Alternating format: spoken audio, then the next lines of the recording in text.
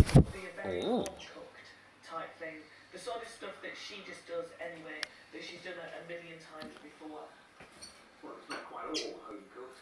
This is how my chickens cook. Another way Rocky makes sure she won't get stuck in the kitchen, throw away cooking pans. Well, you know, sometimes when you have a dinner party and it's late at night, the last thing you want to do is be scrubbing and everything. Right. Chicken doesn't need much work either. She's ladling soup on to keep it moist. I don't want you to think we have different bowls for me to fill. They have separate